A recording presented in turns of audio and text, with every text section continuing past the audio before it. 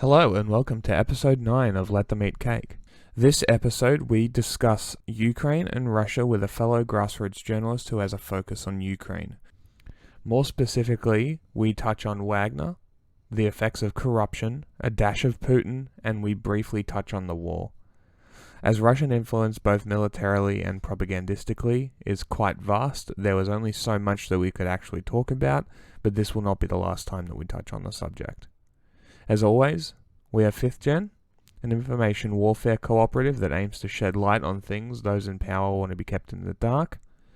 We give a voice to the voiceless and give people the information that they need to thrive in a world that tries so hard to starve you of it. I'm Jack, my co-host is John, and I hope you enjoy the show. It should be fine. We have a weapon more powerful than their British Empire, and that weapon is our refusal to bow to any order but our own, any institution but our own.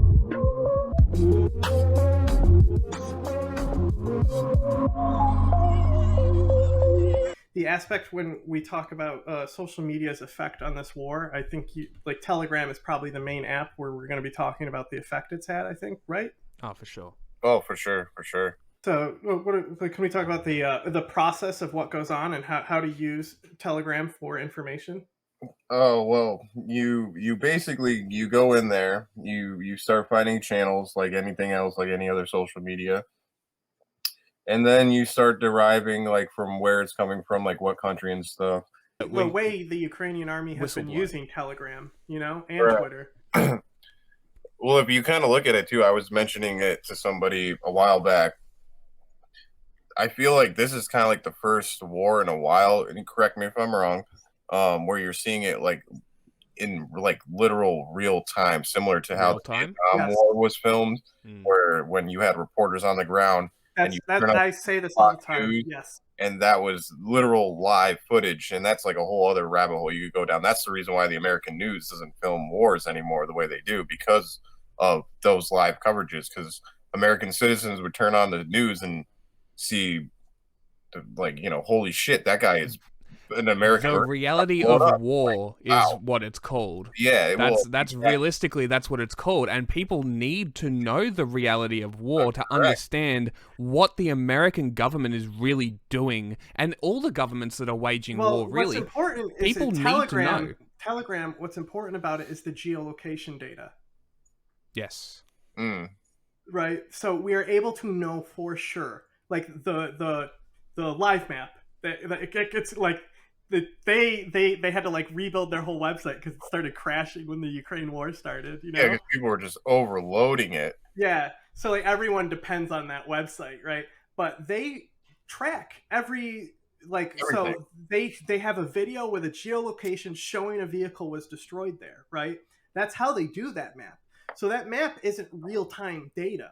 It's after the battle is over. Yeah, it's about an hour or so later. Yeah. So it's still that's why I knew an hour ahead of time that the war was starting. Good point.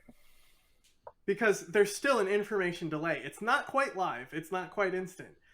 But that's also a good thing because it's that when you end up posting these things and they go viral online, you're not exposing positions anymore. No. And also too, if you notice, there's about, say, like you were bringing up the live UA map, it's about, give it or take, like 45 minutes to an hour to 2 hours, whether the information is posted from when the event happened. Then say someone relays that information to some sort of social media website, then you might see it on the mainstream media, whether it's international, or it's the French, the German, the British, or blah, blah, blah, blah, blase, Al Jazeera. That might be the next day, like 8 or 12 hours later, because they're waiting to kind of confirm that information on top of it. Because I'll see things that we'll put online, and then I'll be home the next day or maybe late in the morning, and the international news will be talking about it then. Where when I was posting it, they were talking about, whatever, you know what I mean? Well, the main, like, the corporate press doesn't really care for it. Like, it only matters because it gets clicks for them. If it didn't get clicks for them, they wouldn't give a shit. Everyone is stealing each other's work. The corporate press just has a day delay to us. We did the work for them, right? So like grassroots journalists are the one who circulate the information. It's all coming down where it's civilian journalists at the source, right? We like, you look at the girl on the bicycle who got shot, how we had the satellite images to prove that tank shot her. You remember that? That was huge news when the Butcher massacre, right? You're talking about when the person was riding the bike down right at the beginning of the war, and the Russians were like, oh, well, what if that was they were using the whole aspect of kind of similar like with the Americans when they were saying that the bodies were placed there and it was staged. Oh, and the thing is that they weren't, because I know how blood works. Well, not only that, like when I hear, like when you watch those videos and you hear they place the bodies there, I'm like, you're looking at all the bodies, you're like, you really think someone went around like I work construction and stuff, so like, and putting all those people all over the place all neatly like that to make it look like a movie scene. Do you know how much time and effort that is in the middle of a war zone while people are getting shot at in the middle of an active battlefield?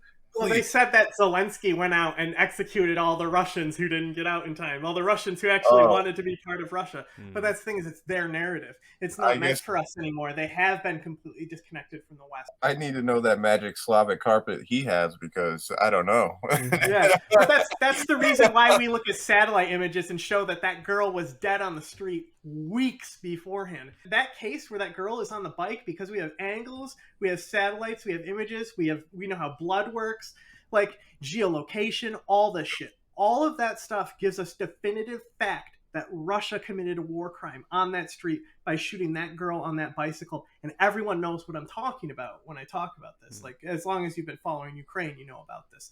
That was also because of TikTok, because a lot of people will just be filming TikToks and catch shit in the background. Right. That's so wild. Did you post a friendly fire incident where they didn't use a password correctly? No, that wasn't friendly fire. Those were two Russians, and they didn't have their armbands on. Okay. And it was I glanced it, so.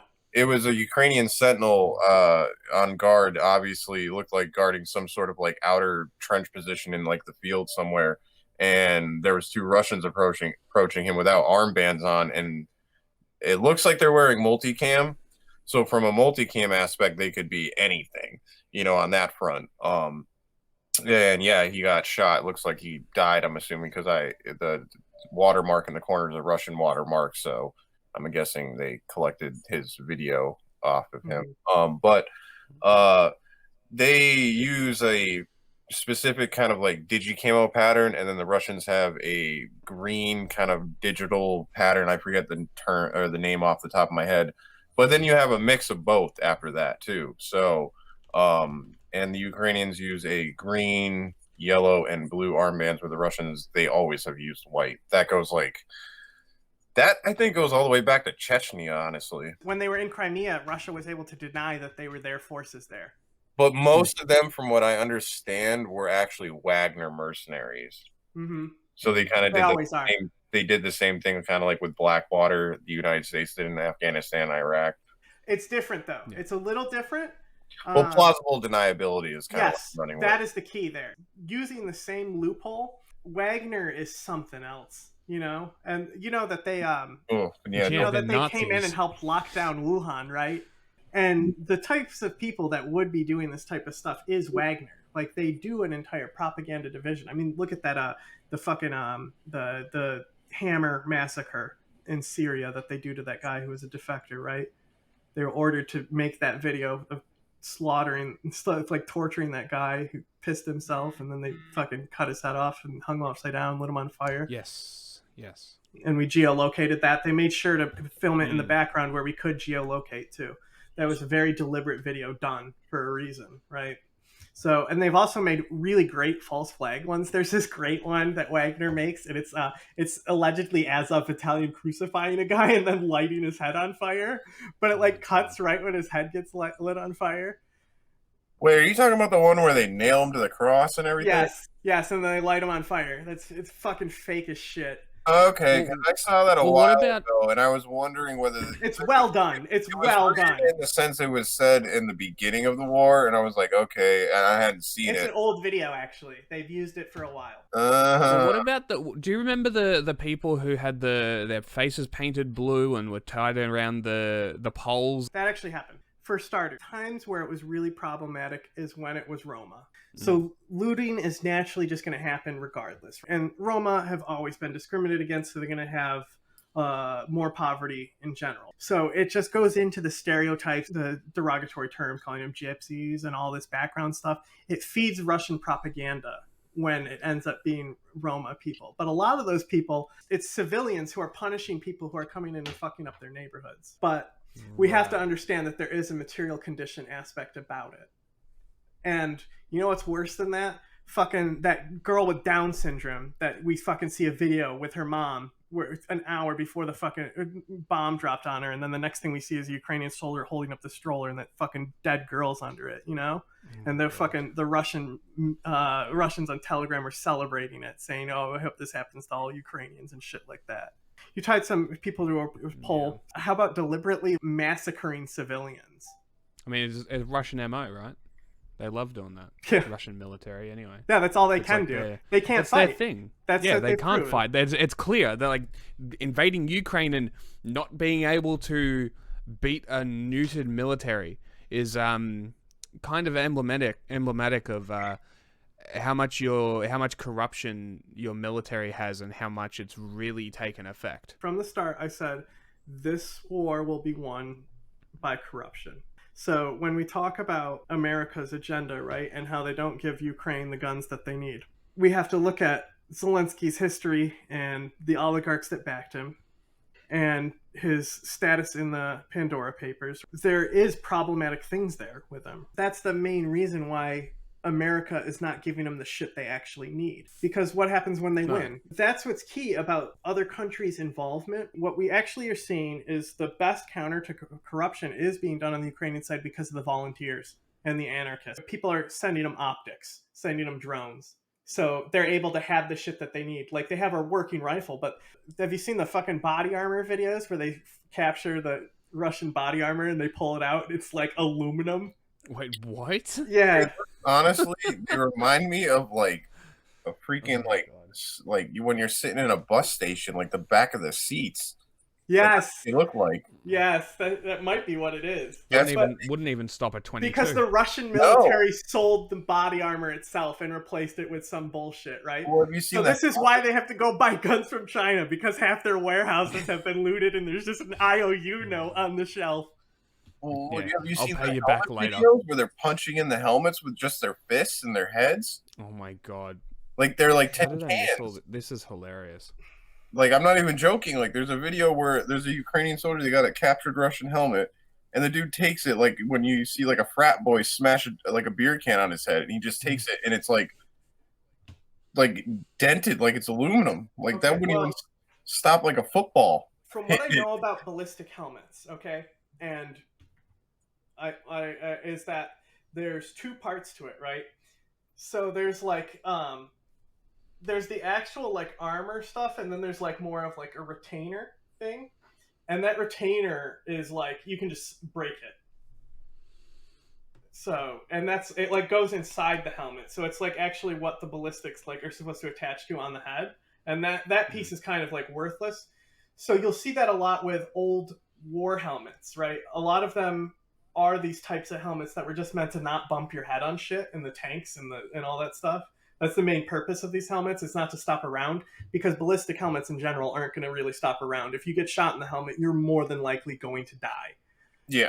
I think Brandon Herrera tested some military helmets, tested Russian helmets, tested American. Yeah, so I think when you see videos like that, there is videos where the Ukrainians are doing their own lies and propaganda, right? But it's not in a factor of like a corruption way or stuff. They're trying to make it look like, so you'll see the reactive armor on the tanks, right? They'll make it look like that there's only foam inside, and they'll take videos like that. But the charges were inside there. Ukrainians just took them for their own tanks. This tank can't be salvaged. It's in the field. They're going to leave it there. They're going to take their reactive armor plates out of there. Leave it to the farmers. Mm-hmm. Now all the farmers have their tanks. So there is an aspect of that. When they're talking about helmets being dented in, I think those are just the liners.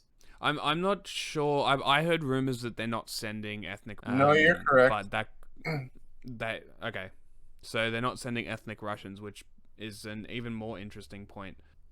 And then you've also got stuff from Ukraine, You know why? Propaganda. You know why they're not sending ethnic Russians? Because Goes back to Russians dying in Ukraine is probably not a good look for Putin, who's That's trying to part of maintain it, power. but about who's about more his likely to Nazbol kill a fucking Slavic person? Yeah, going back to non-Slavic what you were person. saying before. Go back to Nazi tactics. Exactly. It was what you were talking about. I was going to literally bring this up earlier on how they're sending people from the Urals to go and fight. Like, if you think about, I don't know if you witnessed it, but that castration video from about a month ago. Yes, yeah. And I was seeing reports today. I haven't confirmed it. I'm waiting to get requested into this Telegram group. But apparently there's a video of this person being captured by the Ukrainians that did that. But I cannot confirm that. Is that the one where they put the machete in his back? No, that was a shovel. That's a different person. Oh, it's a shovel. That's pretty metal. No, this is the guy that actually performed the castration has apparently been captured. Interesting. Apparently. I did not hear about that. I only saw one post earlier, and it was a link to another channel, and this was the first one I had to get requested to get into. So, I'm waiting. I haven't checked if I got let in, but apparently I think I saw that castration video on Frontier Conflict, I think is the Telegram channel. Yes. Yeah, that's the mate. They're pretty good, yeah. Yeah, I talk to him all the time. He's a good mate. Well, he's Are you mocking me? No, he's he's from Wales. He's Welsh. I heard that because of the castration video, the Ukrainians were going pretty war crimey against the Russians. They were pretty pissed off about it. I mean, I wouldn't be surprised. Yeah, and it also depends what division as well. So like it's funny that they focus on Azov Battalion and not the Crimea Battalion, because the Crimea Battalion, they have like their logo is like an E. See that logo in the center of the patch? This is a Cossack horseman, and on the shield that logo, right? That's the Crimea Battalion. That logo right there. That I haven't really seen that much on what They're not like directly connected to Al-qeada, but they have fought with Al-qeada in like the Syrian civil war, things like that, Libya, stuff like that. A lot of these people, right?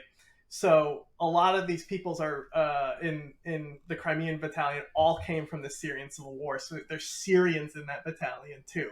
So you don't see a lot about that battalion because they're not posting. Yeah, so this is the Azov one. Like the little black sun is there. That's the old one. That's the old one. SS. That's the old one. Right. They've changed it. They've changed it.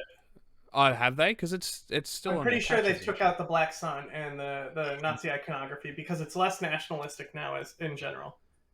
Sure. But when it comes to overall, I think it's kind of mellowed out with all of that. I think also too, a lot of the guys that were hardcore into that have died. Yeah, in Mariupol. Well, I mean, in reality, right? I looked into this. Well, if you think about it like this, right? I looked into how many there were before the war started. About 1,000, right? And they are in the absolute thick of the fighting, right? So realistically, what we should have been doing is encouraging Azov to go and fight the Russians. If they really wanted to denazify, we should have been encouraging them to go off, right? Because 1,000 fighters, 1,000 is not much. Ask yourself the question, right? So every armed forces is going to have this type of problem, a huge type of like extreme nationalist, fascist problem where there's soldiers in the army that has it. What is the better solution? America, dispatch them all throughout your unit so they can be all through different units and there's one fascist here and one fascist there. Unit. Or put them all in the same spot where they're most likely to die fighting, you know? Yes. Yeah, good point. And the other thing too is like you were bringing up earlier, like every country's got like fascists in every form, whether it's the military, government, police force, blase. I'll just throw a little turkey out here to shoot at.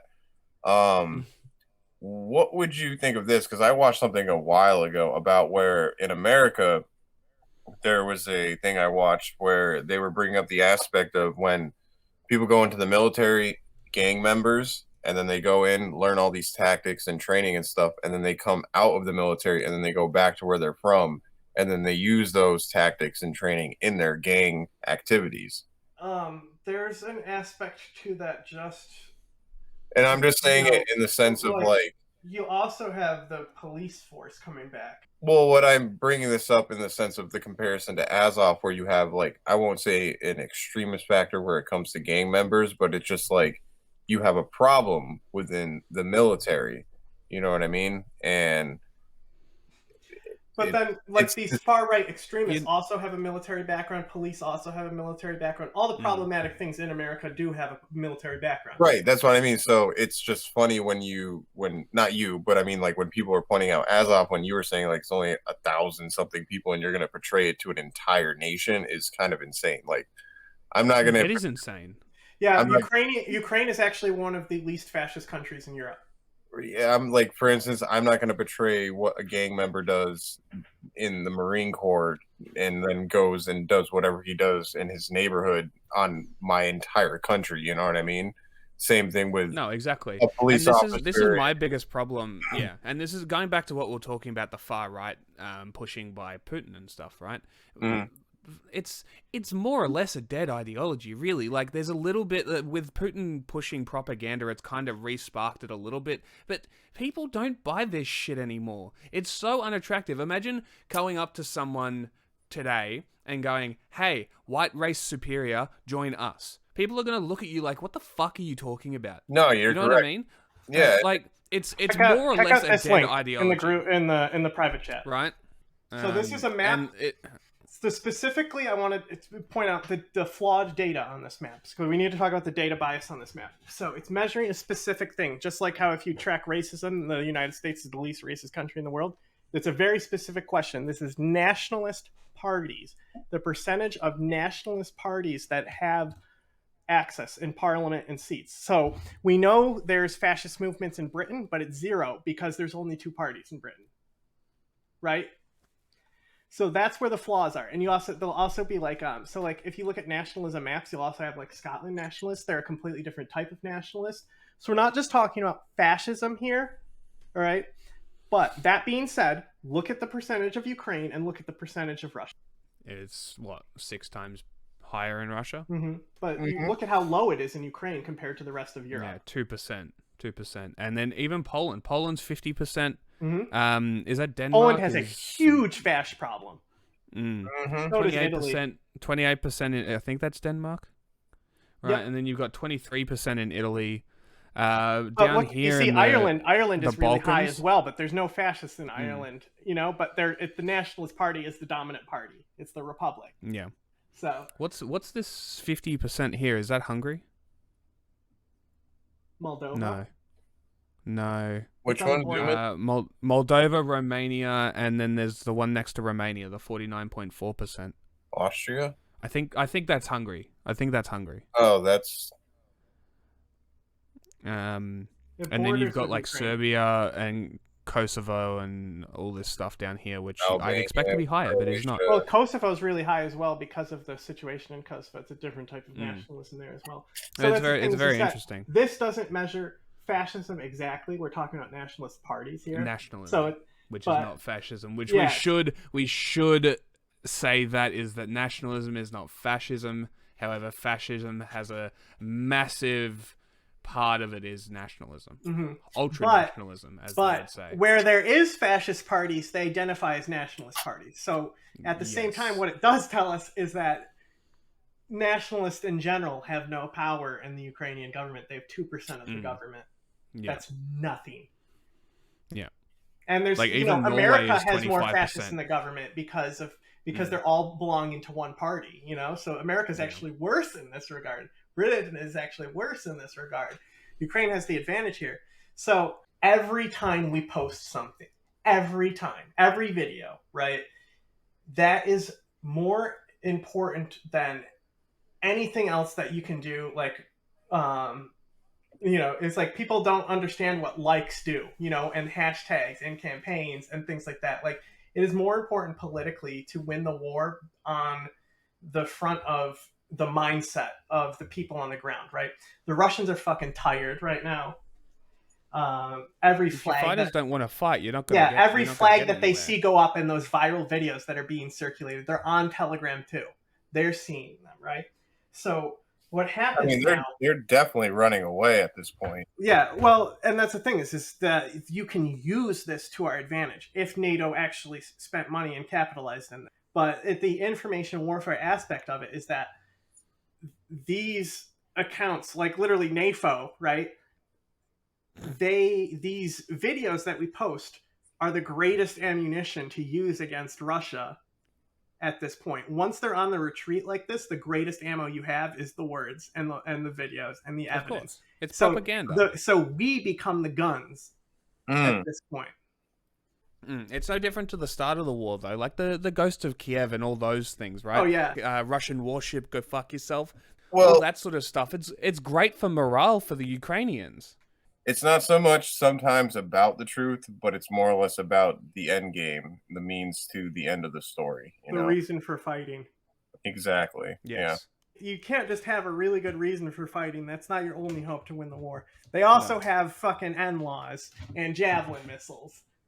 Yeah, those things are all that definitely like AK-47s. They're like pocketbooks. Everyone's got one or a wallet. They're everywhere. They're like trees out there. Well, they were giving them away like a month into it. They're like, if you want to stay, we'll give you an AK. At this point, they got missiles everywhere. I mean, that's why the Russians fly so, like, why you see every video with every whether it's both sides, they're flying so low because there's just anti-air missile systems everywhere. Like everyone's just walking around with them. Like and this goes back to what I said earlier: is that Russia didn't train for this in Syria. They only bombed civilians. So in the beginning of the war, their bombing campaigns were completely ineffective. Well, this is the first time they're fighting a conventional army. This is the most advanced war ever fought on Earth. I mean, they haven't every war they fought since the end of the Soviet Union, since not even Afghanistan. World War II. Yeah. World War II. They have not fought a conventional war since then. In general, the globe. Since World War II, this is the most advanced since World War II. But that's why it's the first time where memes are playing a significant factor. And like, this is why our company is named Fifth Gen, because it's the first fifth generation war. Like we're in a new decade of combat where the next most important weapon besides the soldier is the dog profile that's harassing the Russian, like the fucking cartoon dogs that are just like, because you can't platform all of them. So now there's just all these cartoon dogs that they try to convince people are fucking an op, but it's like, maybe you're just a dick. And that's why they're doing it. It's also basically a hydra as well. The more people hear about it, the more people know about it, and the more that they get banned, the more that'll pop up. And it just and as they said, NAFO expansion, right? It never ends. They're more living kind of in the aspect of like they see things from the end of the Cold War, and they're kind of seeing like how the old Russian ideology is moving in. And that communist aspect is like really like trying to, like I said, relive those old Putin chapters that he wants to live in that fairy tale. And so the Balkan region, we've seen some escalations with Serbia, Kosovo. Yeah. I speak to a guy that lives in Kosovo, and he like. The geopolitical dynamic of that place is so confusing sometimes to me. Like, just to like, understand it, because you have to remember, like, there are Albanians living there in Kosovo, and then there's like people from Kosovo living. Like, it's just so all over. Then you have Croatians, and it's so all over the place to try and keep track of it all. But it's heavy tribalism for the most part, and it's never been fully like established as like where everyone's comfortable. It's similar to the oh goodness, I'm gonna probably mispronounce it wrong. Like the Armenian and Azerbaijan region that they are fighting over. Nagorno-Karabakh. Yes, thank you for saying that. I wasn't even gonna try and pronounce that right now. it's similar to that. It's heavy tribalism, and like it's just so like mixed. Like when he's telling me some of these things, I'm like, I'm trying to wrap my head around it, and I'm like, all right, well. And that's the thing is like as Americans, we don't have that type of nationalism. Hey, You know, we can't trace because we you know, we are not native to the region that we're in, so we can't trace that type of like blood and soil type motivation that a lot of these countries end up having, you know, that are fighting over places like Nagorno-Karabakh. I was speaking to Croton Report and Mike Reports about this, and Mike Reports he's based out of Georgia, the country, and just for Americans listening, you know, there's a country called Georgia too. um, and he was bringing up this exact same point where he's like, you know, like people here, like when they're talking about like the different historical conflicts or whatever, like he's like, these things go back like thousands of years. Yeah. Like here, and he's like, I'm talking to people and they're like bringing up things where like things happened 500, 600, 800 years ago, and they're still upset about it now. And like for us as Americans, that's kind of hard to grasp because like I think the most, if we're talking like conflict wise and we're like the most destruction and things we might have done the worst to each other, as far as that would go to the Civil War, as far as like division wise. You think about like these other countries and it's like, oh, think about that like from 1,000 years ago now, and you're like, oh, okay, like that makes sense why you guys have these issues, and you don't necessarily may not get along, but you have these disagreements, and this is what leads to these certain circumstances. You know what I mean? And this is why it's almost beyond Marx our is scope ignorant. too. It really is It's- sometimes it's- because like you think about it Yeah. like 1,000 years ago, 2,000 years ago, Jesus Christ was walking around, and we're like, that's something we build buildings for now, and it's like, okay, that's a different perspective right there, real quick. I actually just watched a video about I can't remember exactly, but he's basically Zelensky's right hand man, and his version of how he wants to bring Ukraine into the new fold after the war is to be like the new Kiev and Rus, pretty much. He wants to make it into this sense of, because I'm sure some people listening to this will probably shoot me for this, but I do think this is kind of Russia's new version of their Soviet-Afghan war. Because if you look at the casualty rate and the information campaign that they're putting out, that's more or less lying to their public in a sense. We all don't know exactly what's going on the ground. You know, we see what we see and we analyze what we analyze. But 50,000 plus some odd men to lose in 6 months, that's a lot of explaining to a lot of people, you know what I mean? And I don't care how many nice letters and whatever stamps you put on them with so many, flags and fancy, medals and whatnot. People are going to want answers, and especially they're being killed worse now than they were in the Afghan war. Well, faster, quicker, and faster. And the question really comes to, for what? Right, and then when we go back to it is, these are people mostly east of the Urals a lot of times who are in areas of Russia that are basically still living in like post-Soviet or Soviet era conditions, in the sense of like you're living in the 1970s. Like the you drive on one paved road maybe, or only in downtown. After that, it's all dirt roads and goat paths, right? Why'd my son die and go all the way over there? For what? You know what I mean? And to go liberate a made-up republic that I don't even know, that I'm never going to be able to visit or even hop on a train and afford to. Can you touch on how Ukraine is actually the ones that are identifying the Russian soldiers and informing their families that their sons have died in the war? Wait, what? Okay, this is interesting that you bring this up. You take pictures of people or whatever, but it's like they're taking pictures and then sending it to their mothers, and I'm like, this is a new form of information warfare. They have a hotline that Russians can call to confirm if their sons have died. Exactly, like as if we're talking right now, or like if I was just to pick up my phone a second and text message to some of my friends. Hey, this is your dead son. like before even the Russian ministry can even tell them. Like, forget about the knock on the door with the letter with the guy in the uniform. But they're also marketing it like they're doing a humane thing, and it's less of a information warfare. I didn't even think of it as a humane thing. I was just like, you know That's what? how it's been advertised. Yeah, that's. It's a bit of both. Oh, Yeah, if it was advertised as a humane thing, I didn't pick that up because to me, I Well, was. it was by the mainstream media. Oh, that's interesting. No, by Ukraine's official channels. By like Zelensky would probably say it himself. I don't remember. It was a long time ago, but I know it was official. Ukraine's narrative is that they wanted to establish that they have a hotline that people can call in Russia to find out if their kids are killed because nobody knew what happened. They just swept up these kids. Nobody knows where they went. I can see the point of how why or the dynamic behind that, but I just looked at it, I was like, wow.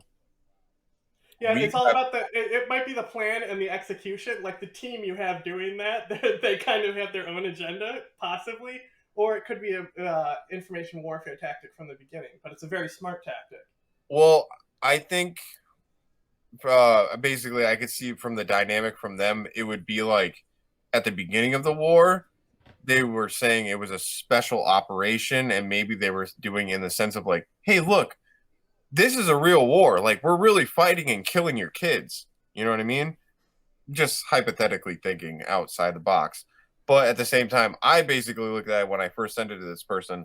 I was like, dude, this is insane. Like, that's pretty crazy. Like, that's some wild stuff. I didn't look at it from left or right. I was just like, wow, like we've gone there. We've gone to another type of realm where like you can wake up the next day and be like, hey, look, this is your dead kid with his head blown off. You know, look, I'm wearing his face. Because I've seen some stuff like that. Look, I'm wearing his face. No, I have seen some stuff like that where I'm just like, well, I think it's like because it's one of the things. It's like it all comes down to the soldiers in the field. You know, like they're stressed. They have a lot of anger. They've seen what the Russians have done. Simple as this, war is war. You know, mm-hmm. like and they're not trying to make it. War is war, but there's clearly one side committing all the war crimes and another side committing some of the war crimes. Right. I'm just saying, like the atrocities, the horrifying factors of it all. It's like just to simplify it without trying to, be. Wouldn't be happening if Russia just stayed home.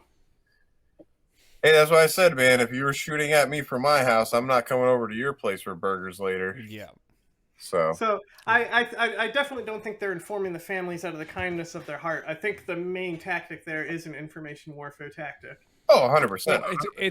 It's also probably somewhat trying to turn the Russian public against the state more than they already are, if they are at all.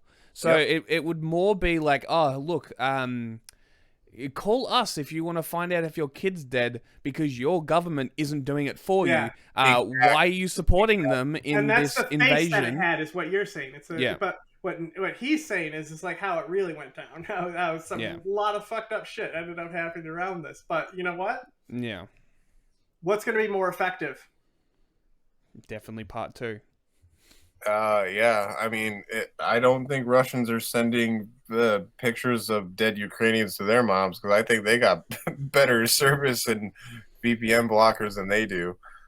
So. Yeah. And the entire agenda that these people have is like to get air conditioners. Cool. You know? Like, why are they there? Well, they need an AC unit. I saw a video and I sent it to my Ukrainian friend and I was asking him because it was a bunch of Russian soldiers walking down a road and they stepped on I want to say like an anti-tank mine and they went to high heaven. But they were all carrying something. And yes, they had like TVs strapped to their backs. Well, I don't know. No, I don't know what it was, but some of them had like white things in their hand. They weren't like two people like carrying like as if you were carrying like a table or something out of a house. But like, I was like, "What are they carrying?" And he's like, "Probably laundry laundry machines, and laundry machines, air conditioners." I started laughing. I'm like, "Oh God!" A big part of that is that the metal is worth something. So it's not just that they need an AC unit; it's that the metal is like you strip copper too. You know, right? Like, yeah. Well, so they're making a profit off the war. That all comes back to the corruption, where they're fucking selling their own ammunition. This equipment is ineffective, because the commanders of the forces took that shit and sold it all. Well, if you think about it too, it's like a double-bladed sword that benefits Moscow, because you send these people east of the Urals to go get killed in Ukraine, makes more room for Russians in the east. Stalin Redux. That's all it sounds like. That's all it is. Yeah, basically. I mean, he's just solidifying his power, and he's about to ice pick the last dude. Yeah, but Stalin. This would be like Stalin at his end. You know, Putin hasn't. So Stalin's, when he came into like the iron, you know, like that was at the beginning of his reign. You know, Putin's at the end of his reign, and this stuff's happening. So maybe it's a desperation to prove something and leave a legacy. Donkey brains. Sure. He has donkey brains. That's the diagnosis. Shit for brains. No, donkey brains. Because shit for brains, that's more of an American thing. Shit for brains. So and then tankies have worms for brains, but Putin is not a tanky, right? Brain worms. He doesn't have, you know. Isn't he though? You have brain rot. You have brain rot. Trumpers have brain rot. Tankies have brain worms. Mm-hmm. Gaddafi, he has marbles for brains. Putin has donkey brains. All right, it's as simple as that. Political analysis 101. Yeah. Well, I was trying to think of the perfect way to describe his brain, and he's a jackass. No, that's fair. Do you have a certificate that says you don't have donkey brains? Can't he die already? Can't someone just dome him and end this shit? Seriously. Do you think it's more about identity or power? Because you have the Russian-European identity paradox, but then it's like, is that Putin's real motivation? Because you'll even have Johnny Harris up there. He was talking about why Putin really loves Ukraine. He's talking about an essay that Putin wrote about how Ukraine and Russia are linked, and it's like, Johnny, you don't read what the dictator says and take their word for it. You gotta analyze them, my guy. Stick to maps, pal. It's what you got. Maps. Stick to Subway. Yeah, Subway. Do maps, pal. Don't get into. Don't try to figure out Putin, guy. But the whole thing with the Russian paradox to me is that it's so fascinating, because you have a country that's the biggest country in the world as far as like borders concerned, right? And it's mostly focused on Moscow, which is a circular area that's basically geographically close to Europe, right? Mm-hmm. Anything east of the Urals, they don't really care about for the most part. It's not really developed for, you know, in a general aspect. It's still living in like Soviet-based ideology and infrastructure. I mean, there are still closed towns in the east. There's a lot of them. I think it's wild. And there's actually some that are still not known. Yeah. There's still some that are still not known to the West. From the Cold War era. I'm not even it's crazy. And then you have the idea where they want to invade more of Eastern Europe and reclaim these old Warsaw Pact territories, but then they want to Russify them and make it all Russian. But then yet they have all this land that they don't ethnically identify with, because the people they're living in, when I was bringing it up earlier, is that they're sending those people over to go die in Ukraine. I was thinking more or less like just like the ethnic concept of it and the cultural aspect, because Russians in Moscow identify more or less as Europeans, but people east of the Urals don't, I would assume, don't identify as Europeans. They probably identify more as Asians or Euro-Asians or whatever kind of term you want to label it as. That's the paradox aspect I have a hard time trying to grasp, especially as someone that's like comes from like a Polish background. I'm like, we're like, my family's from Poland, like, you know, they're from Eastern Poland and from Silesia, and that's like kind of like the area where it's like Ukrainian, Austrian, Polish kind of mixed, all kind of blends. It goes back to the Austro-Hungarian Empire, basically. When you see Putin trying to present these things, like I said, he wants to conquer these things, but he doesn't really care about this this entire other aspect of his country. That's where I don't get. It's like he's trying to live that Saint Peter the Great kind of Elizabeth the Great kind of aspect, where I'm bringing Europe to Russia, but you're bringing Russia to Europe, but nobody wants it. And this is why I think that I think it's all about his power and ego. Paradox thing to me, because I have a hard time grasping it. I'm like, because you don't have donkey brains. That's why you can't make sense of it. yeah, basically, it's like I'm trying to rationalize. Think about this. Like, there's no rationalization. You can't Think about this rationalize though. it. With Euromaidan, the whole point is that it was like the European. It's like the goal is like we want to be more European. It's like talking about EU. They're saying it's NATO backed, all that stuff. The nonsense that they say, right? And then the East, you do have more Russian wanted to stay closer to Russia, right? Because the people who are the elites in that area, the elites benefited from Russia in the East that were close to the border, right? Because they get the labor, you know, the labor comes over that border. Like they use labor in a way, so it benefits them, right? So what I want to look at is the actual want for Ukraine to be European, or just to not have Russia involved in their country, you know? Like, is it really about the European identity for Ukraine, or is it about fuck Putin? And going back to what we're talking about, Putin's delusions of reclaiming that lost Soviet space, going back to the whole idea that he's pushing fascism, I think that's why he's so attracted to that national Bolshevism thing, because it's like, oh, well, the worst thing to happen in the 20th century is the fall of the Soviet Union kind of shit that Putin was saying. I don't think he believes anything that he says, though. I think it's all about his power and his power alone. I don't think he believes in anything. Well, I think from like, at least from my family growing up, like being Polish and stuff, like my grandmother used to say to me, she was born in 1916. And then she passed away in 2019. That's the most important year in history. You know, that's when that's when the Irish rose up to the British. Well, that, and you know, the midst of World War One too. You know what I mean? Or World War One. But she passed away at 103. But she used to say to us, like, her father used to say, "If you think Hitler's bad, then you don't know Stalin." And I think. It's not so much about, that's the whole, I think the fear of Russia and their aspect is like, the Slavic Eastern countries forgetting the sacrifice of World War II that the communist bloc presented, right? You know, and I roll my eyes as I'm saying this. And I don't discredit the sacrifice that they put, and that's the whole there's thing. there's a great movie. It's about Belarus. Come and see. It's a Soviet film. You can see it completely for free on YouTube because it was made in the Soviet Union and it doesn't exist. It's a movie about the genocide in Belarus and the last stand against the Nazi front. Mm-hmm.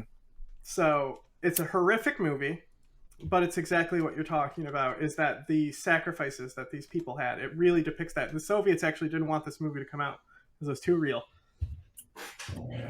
Oh, yeah, I mean, like I said, I'm not discrediting any of it. It's just... It was less about communism, though, and it was more about, if the Germans advance here, they're going to slaughter all of us. We all have to fight. That whole thing where you have, like, this... there's an aspect of, like, the Soviets dominating the Germans and killing the Germans. You know, they really were. Without them, it wouldn't have happened. It's kind of foolish in that regard, because a lot of these people would end up being slaughtered by Stalin later.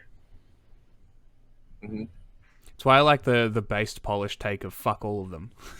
I love seeing the Polish posters of like the anti swastika, anti hammer and sickle. It's fucking fantastic. It's the best.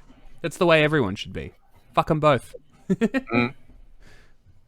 But to bring it back, I was just saying that, like, from the identity of, it's not so much about stepping away from Russia, but like kind of you were saying, like it's like all the old Soviet bloc countries of the Slavic nations and stuff, and like the Baltic nations and the Balkans and stuff like that. Whether you're Slavic or not, it's not so much being identified as communist or Russified, you know, it's more or less being identified as your own self. And I think that's at the end of the day what everyone wants to be, just, you know, themselves and their history remembered. And Ukraine in itself is definitely a country that has enough of identification, I believe. Whether anyone that disagrees with me or not, I think just like Poland or anywhere else, that because if you don't think, in my opinion, that Ukraine isn't a country, then you could say the same thing about Russia. Like, because if you want to go into historical context, like every country is made up. So you were talking about the Slavic countries and just the identity there for a minute. So we were talking about how they fight each other. Both NATO and the EU have been a reason for these countries to settle their differences and be democratic with each other through those organizations. So Which countries? All of them, all those Slavic countries joining NATO and the EU, that's huge. The aspirations to join the EU is settling wars. Like, they need to abide by these standards, and it's what's cutting corruption out of Ukraine, is the want to be in the EU and NATO. It's just interesting to counter the narrative that they have that NATO is an imperialist, expansionist force. No, I don't think it is. It's never really has been, because if you really look at it, like, if NATO wanted to be an imperialist expansionist force, then like why weren't they like taking over African countries for the last 20 years? I think the Ukraine war will be as impactful to Europe as 9/11 was to America, because there is like a before and after period that's clearly going on. Oh no, for sure. This is one of those things where like people are like, are things going to go back to normal? I'm like, no. Like you, No. They'll never be normal again. No, and you think about those two countries, how close they are on the borders. Like they're going to hate each other for so long. You destroyed well, not you guys, but like Russia destroyed like 2-3 generations worth of people now growing up. I started doing this because I'm just like honestly like into history and geopolitics and all that, and I used this page like a while ago for like music and art and stuff, and like it just kind of fell on the side. And then I've been following the war since like 2013, 2014 anyway. Mm-hmm.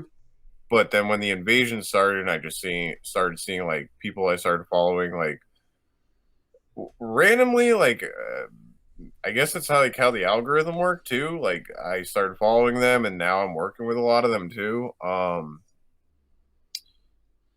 It just is like a personal thing. Family background kind of stuff. I have family over in Poland still. So then also the people that you're working with will also have those same connections as well. Exactly. And then through all this, I've made a lot of connections on the ground, whether it's photographers, like people like you guys, like independent journalists, people that are literally fighting over there, people that are working with fundraisers, support groups. One of the guys I'm working with, he's literally flying over there. What's today, the 11th? He's flying over there tomorrow. Yeah. Bad time to fly. Yeah, holiday. He's not flying there today. He's flying there tomorrow on the 12th from Canada, and he's going over there. I don't know. Like, as I say to some of the guys over there that I talk to, I think we're on the right side of history. I think it's for a good cause, and it's basically here just to support and see where this all takes me. Because hey, I'm here talking with you guys, and 200 days ago I wouldn't have expected this. So hey, it's pretty cool. So. I mean, it's right there. You definitely the way that we have been able to, like, because I just recently came to the Instagram front because I was like, okay, I guess I need to go on Instagram because we're about to start this business and I need to start promoting and build a social media account. So then I came there, and it was definitely, I think Ace was the first one that I got introduced. But then when I talked to you about collaborations and stuff, it was like I really learned about like how powerful Instagram can be used for the war in Ukraine. Mm-hmm. It's insane. Yeah, I would say besides probably Telegram and Twitter, Instagram. Well, Telegram, you also have to know what the channels are, right? Because the collab system with Instagram, it's exposing new information. Like it works for everyone involved. Right, and mostly too, we're bringing information that's from areas that Western media and people that are on the Western sites aren't seeing. For instance, like the region from where you and me are from, people aren't on Telegram like looking at like things from Eastern Europe or China or Africa or wherever, you know what I mean? I've always been like, there has to be people who care the same way I do about people. Like I'm not focused on one specific area. It's just oppression in general. Right. Same here. So I was like, there's got to be people who feel the same way, and it's like you just have to make them care. And Putin made us care.